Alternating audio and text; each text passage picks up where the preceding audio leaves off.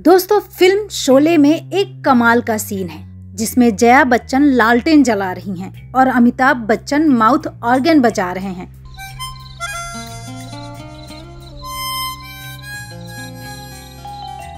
लेकिन क्या आप जानते हैं, बमुश्किल 2 मिनट वाले इस सीन को फिल्माने में पूरे 20 दिन का समय लगा था। शोले की शुरुआत में एक बेहतरीन सीन है जिसमें जय, वीरू और ठाकुर गुंडों से ट्रेन में सफर करते हुए लड़ते हैं।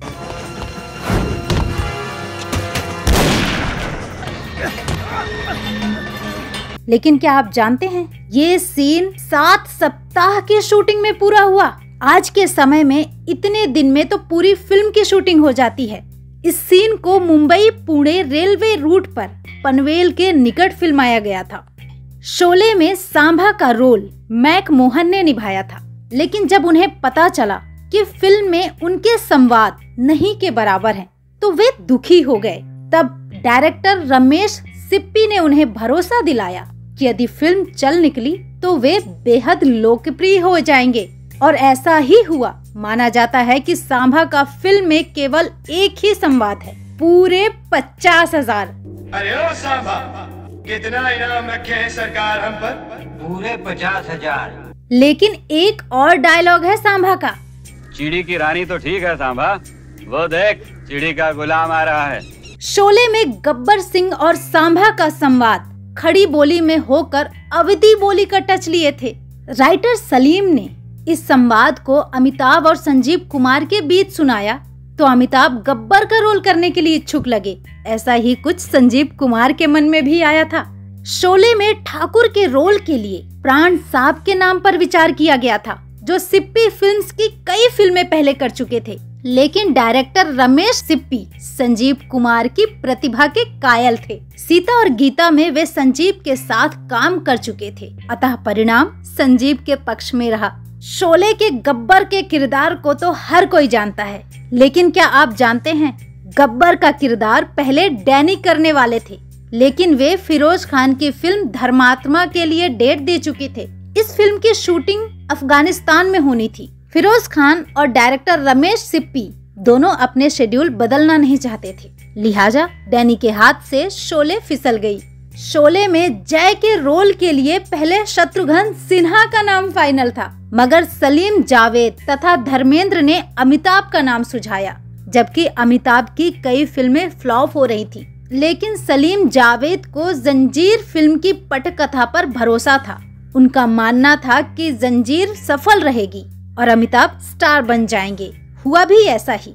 अमिताभ को जंजीर रिलीज होने के पहले ही साइन किया जा चुका था। कि शोले के सूरमा भोपाली कैरेक्टर को तो हम सभी जानते हैं, लेकिन क्या आप जानते हैं, सूरमा भोपाली से पहले कव्वाली कराने का इरादा था। जावेद अख्तर ने कहा कि भोपाल से भांड बुलाए जाएं, तो उसका मजा कुछ और होगा, लिहाजा 4 भांड ग्रुप बम्बई आए। उन्होंने पंचम के म्यूजिक रूम में गाया। चांद सा कोई चेहरा ना पहलू में हो तो चांदनी का मजा नहीं आता, जाम पीकर शराबी न गिर जाए तो मैकशी का मजा नहीं आता।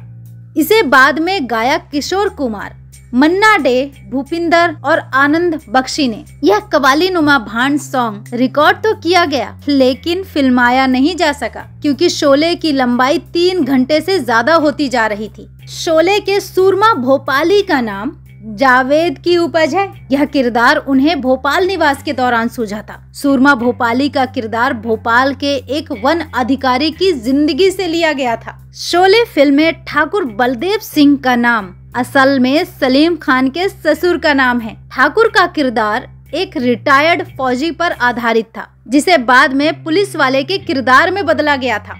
अमजद खान नमाजी मुसलमान नहीं थे, लेकिन शोले की शूटिंग में जाते हुए उन्होंने कुरान शरीफ सिर पर रख ली। पत्नी शैला को आश्चर्य हुआ। जैसे तैसे अमजद हवाई जहाज में बैठे। प्लेन उड़ा बम्बई के आकाश में और उड़ते ही उसका हाइड्रोलिक सिस्टम फेल हो गया। मजबूरी में प्लेन बम्बई एयरपोर्ट पर उतरा, लेकिन अमजद खान घर नहीं गए, एयरपोर्ट पर ही बैठे रहे। घंटों बाद प्लेन उड़ने को तैयार हुआ तो सिर्फ 5 यात्री सवार हुए, बाकी सब वापस चले गए। अमजद ने उड़ते हुए आकाश में सोचा कि यदि प्लेन क्रैश हो गया तो गब्बर का रोल डैनी को मिल जाएगा, शोले फिल्म के निर्माता 1947 में शरणार्थी की तरह आए थे। उनके पास शरीर पर पहने शर्ट के अलावा और कुछ नहीं था, लेकिन इस फिल्म ने उन्हें मालामाल बना दिया। शोले जब रिलीज हुई थी, समीक्षकों ने इसकी काफी आलोचना की थी, लेकिन जब ये फिल्म ब्लॉकबस्टर हो गई तो अचानक ज्यादातरों के सुर बदल गए। इसे क्लासिक और कल्ट मूवी कहा जाने लगा। शोले के बाद ही स्क्रिप्ट राइटर को बॉलीवुड में बेहतर सम्मान और पैसा मिलना शुरू हो गया।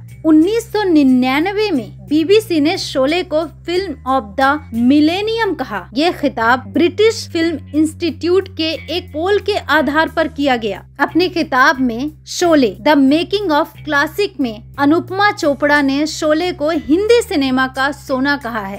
Sholay the making of classic में ही शेखर कपूर ने कहा है कि शोले जैसी फिल्म भारत में कभी नहीं बनी। इस फिल्म के बाद हिंदी सिनेमा के इतिहास को 2 भागों में विभाजित कीजिए। दर्शकों की अदालत में ब्लॉकबस्टर साबित हुई। शोले को केवल 1 फिल्म फेयर पुरस्कार मिला। कैमरामैन द्वारका दिवेजा के काम से खुश होकर शोले के निर्माता ने उन्हें एक फिएट कार गिफ्ट में दे दी थी। शोले के असली अंत में ठाकुर को गब्बर को मारते हुए दिखाया गया था। सेंसर बोर्ड के दखल के बाद फिल्म का अंत बदला गया, क्योंकि गब्बर को मारते हुए दिखाना काफी हिंसक था।